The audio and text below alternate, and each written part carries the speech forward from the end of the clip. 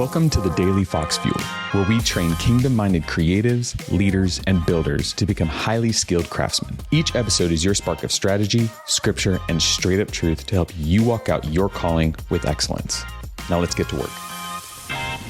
Without boundaries, everything tends to become urgent, and truly nothing becomes meaningful.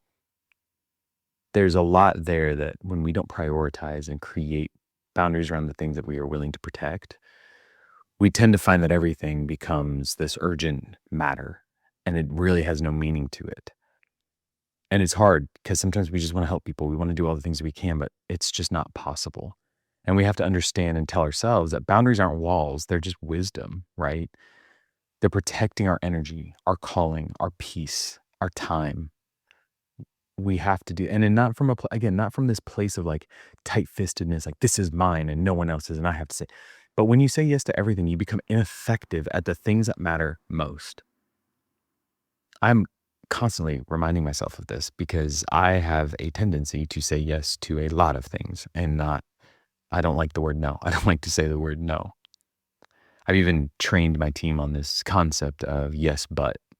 So it kind of helps alleviate the word no, right? Of, yeah, I can do that, but this would have to change, or this is the cost of that, or this is what would have to move for me to be able to accomplish that. It helps you create boundaries, very clear boundaries, and that in turn helps you create clear priorities.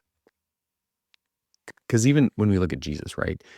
He withdrew from the crowds to reset his boundaries. I truly believe he was probably just so overwhelmed with just wanting to help everybody that he could, and then had to realize, like, wait, I'm getting off mission here. I'm getting off course. I've gotta retreat, like come back a little bit for a second and realign, reset a little bit. So I'm gonna challenge you today. Where do you need to draw a line for the sake of your calling? This one's a tough one because it's gonna look like pruning.